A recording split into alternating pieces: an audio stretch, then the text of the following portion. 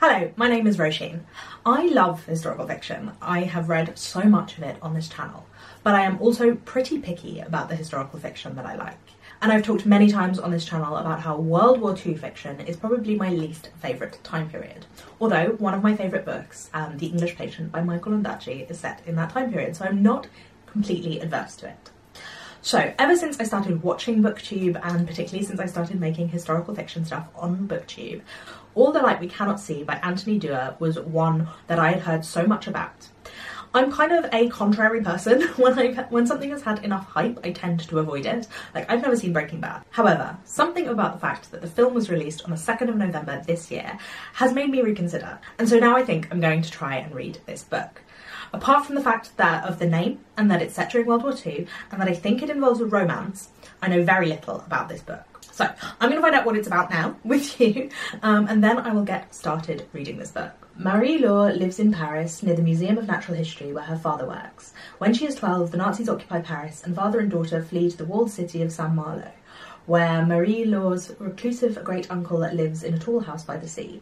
With them they carry what might be the museum's most valuable and dangerous jewel. In a mining town in Germany, Werner Pfennig, an orphan, grows up with his young sister, enchanted by the crude radio that they find that sometimes brings them news and stories from places they've never seen or imagined.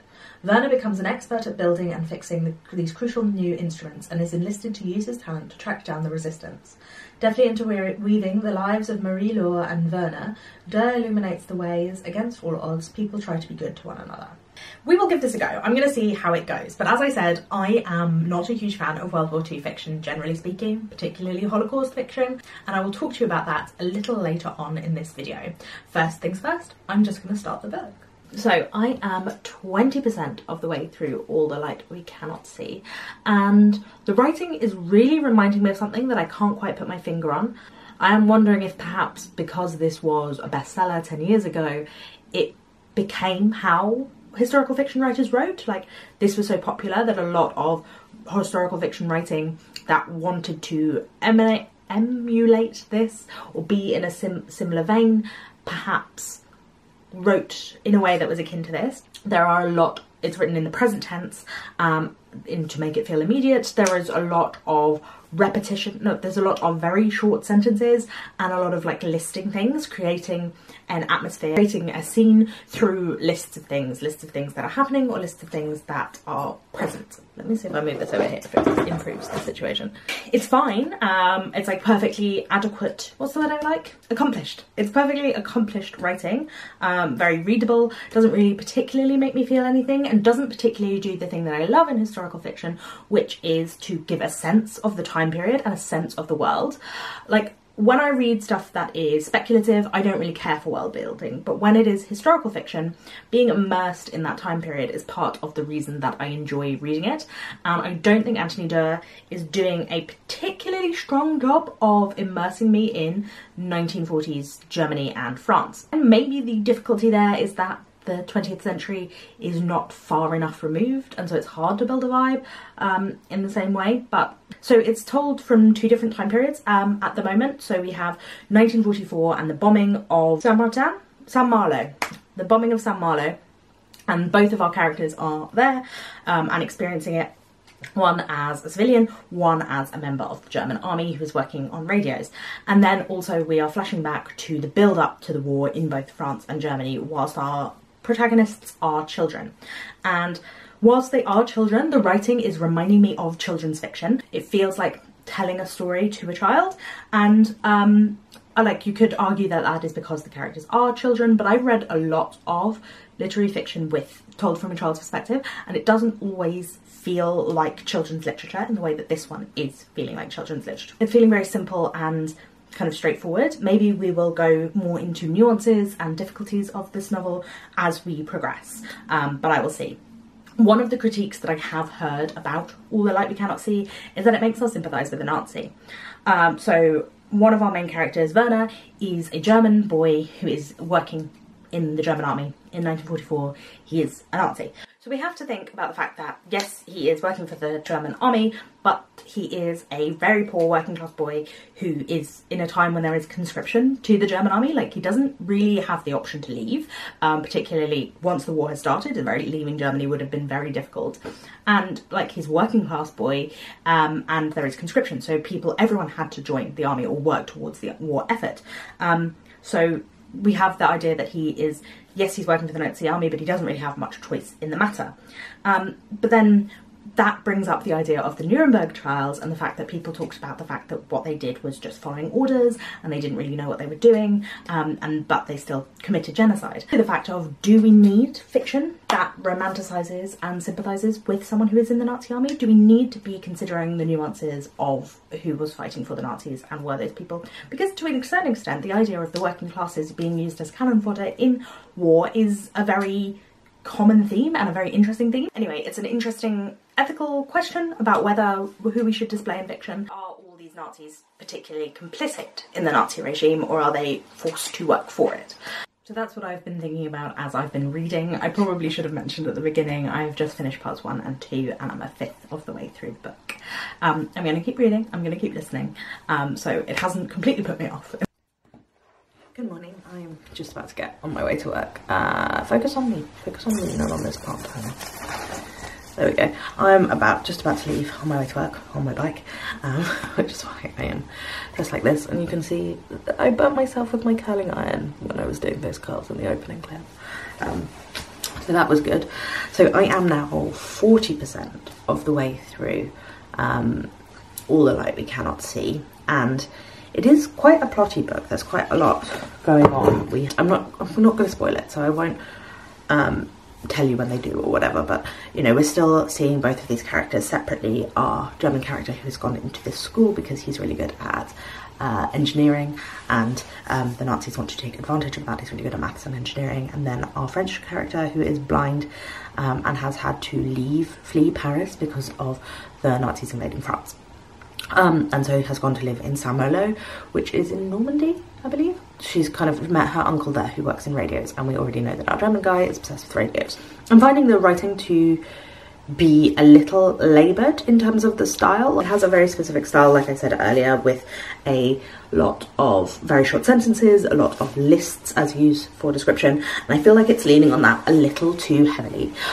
It feels a little belaboured, but it's fine. It's just, once you are aware of the fact that he uses lists to make any sort of description, you notice it every time, and so that becomes a little irritating. It seems like it's trying to do this thing of the boy who is taken into the school being indoctrinated into these Nazi ideas and it not really taking, because he is like a good, kind-hearted person, but he is easily swayed because he is not particularly aware of the outside world. And his little sister is obsessed with the radio and listening to French broadcasts and seeing how the Nazis are perceived outside of Germany. You have to have like that one voice of reason character, the Cassandra, I guess, because her brother doesn't listen to her or take on board what she's saying. I don't know, the childlike innocence and from the mouth of babes and stuff, it's kind of annoying. It could be done more subtly, I think, and I think less like, look at this pure innocence and her not being absorbed into the propaganda of the Nazi regime.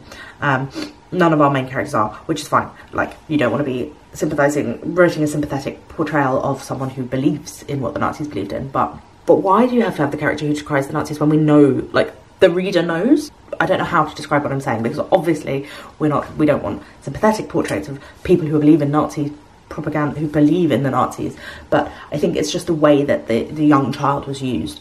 It was very unsubtle and very Spielberg, I guess.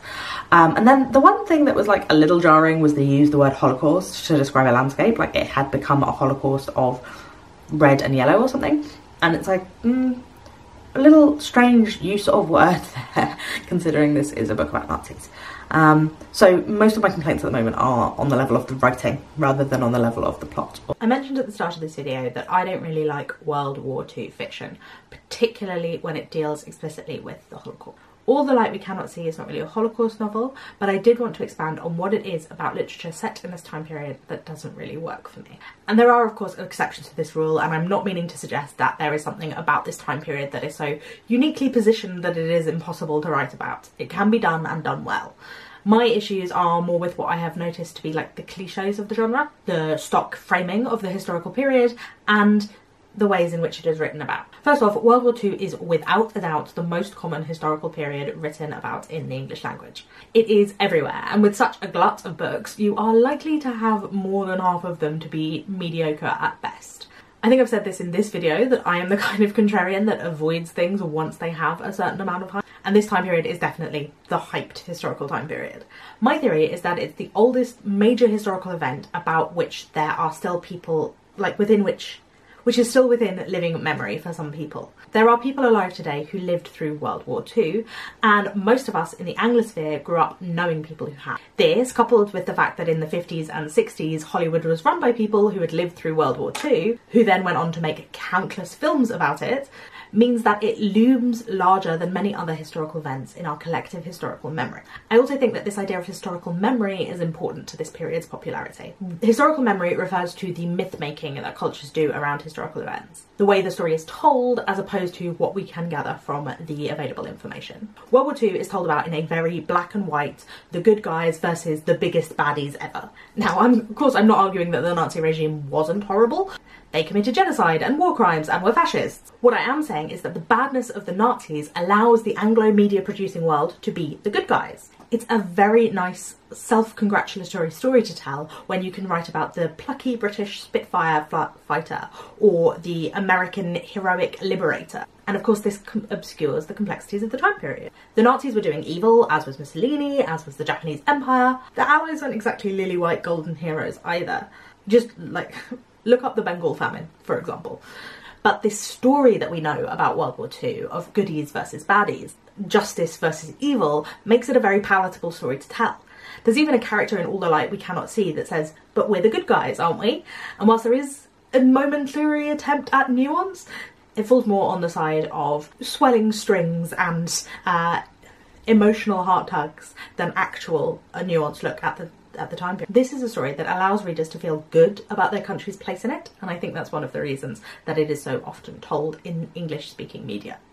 But that doesn't really explain why I don't like it, beyond like eyebrow raising about how simplistic the story is and a dislike of overhyped things in general. But I think that the fact that it is easy might be part of it. Easiness leads to laziness. Putting your characters into World War II is a very easy shorthand.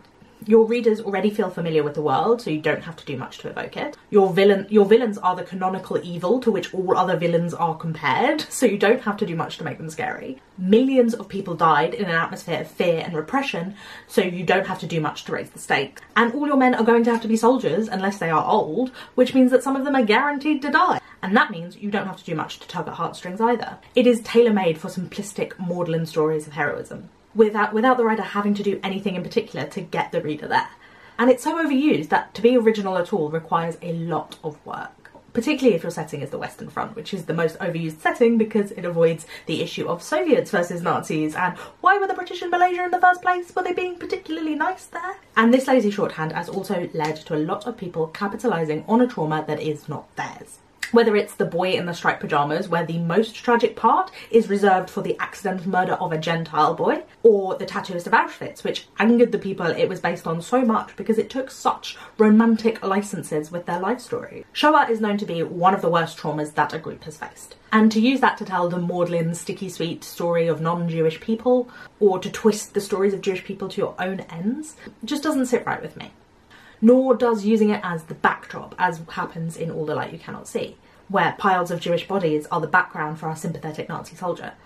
And whilst I acknowledged earlier that there is some nuance and complication in the role of the working classes in Nazi Germany and what is choice in a totalitarian regime with conscription, it is hard work to tell that story well and to balance those fine nuances carefully. Work that most World War II fiction, and I think All the Light We Cannot See, doesn't really manage to do. 2/3 of the way through the book, well, not quite 2/3, 60%, and I think I had the wrong idea about this book. I thought it was a romance, and I definitely wouldn't say it's that at all. It is a comparison, a of these two people growing up at the same time in different places and their experience of the war from different perspectives. Mary-Laure is blind, and I haven't yet looked up to see what people think of the representation in this book, whether it is good representation of blind people. As someone who is not blind myself, I cannot say, but I would be interested to know if it is good representation of what is possible, and how it feels to be a blind person. It feels to me like it is written with only occasional reference to that, and a lot of the time as if it is not true, but perhaps that is me misjudging. In terms of the actual story, it's very slow moving, actually, which it feels like a lot is happening but nothing's going anywhere. It feels like it's a lot of circling on itself. There is no real sense of urgency or sense of dread. I think I probably talked about this in the why I don't really like historical World War II fiction, but being in World War II, it's a very easy shorthand for raising tension, particularly if you include Jewish characters, but even if you don't, there is a feeling of tension that can be raised through it being like, it's super high stakes, it's automatically super high stakes.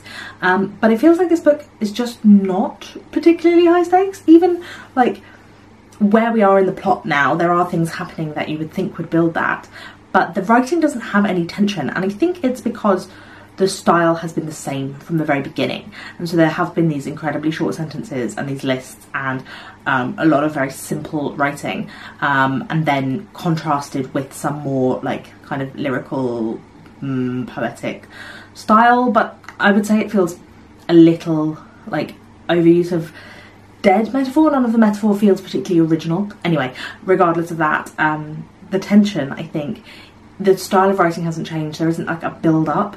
I'm not feeling a sense of dread. There is nothing coming. There is just a very matter-of-fact statement of what's going on, and that can be powerful too. But I feel like in this book, it's just beginning to feel a bit repetitive. Being able to connect emotionally to any of these characters, and it's not like you need a huge deal of space for that to happen. There are loads of books that are short and still manage to be impactful in terms of emotionally relating to the characters, and this book is a chunky plus 500-page book, and it's not managing to bring any interest to these characters. I feel like it's written very young.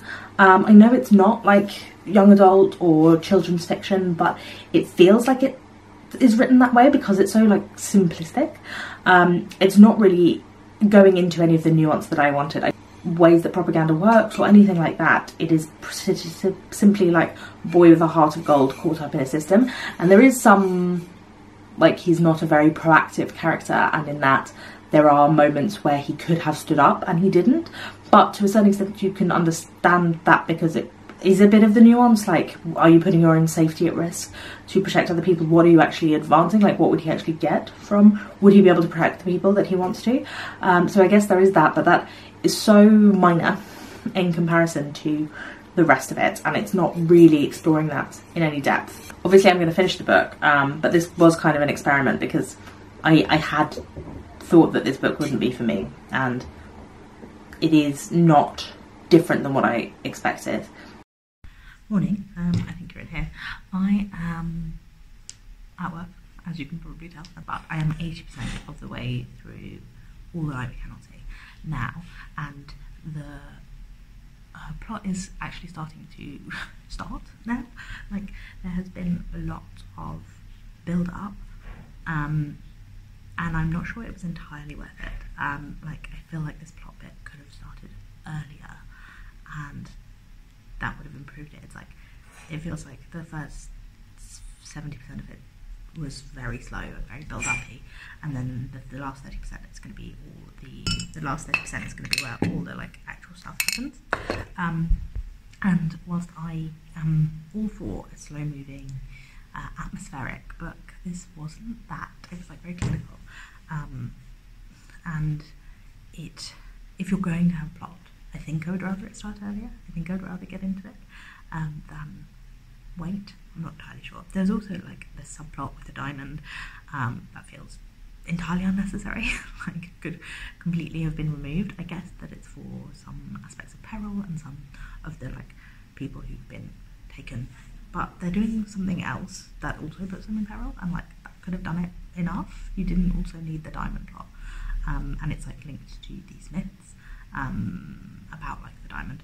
I guess it's trying to talk about like survivor's guilt and like the randomness of where you were born and how that affects your outcome, like the things you get pulled into that you have no control over. But it just feels a bit unnecessary and a bit like weird, like just plonked in there. So I'm not loving it up.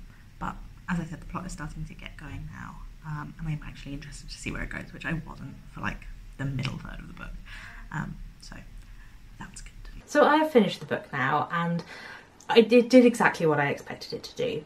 It was fine and readable. It was not as nuanced as it should have been, considering the topics it was dealing with. It mostly dealt with everything on a fairly straightforward surface level, like it told you everything that it was meaning, and it didn't quite delve into this issue of work, like being a soldier in the Nazi regime, despite the fact that you don't have choice, ideas of what is choice and freedom under totalitarianism, the reality of disability in this time period, why our main character is disabled, and what the relevance is to this plot, except for the fact that it's about hearing and the magic of radio.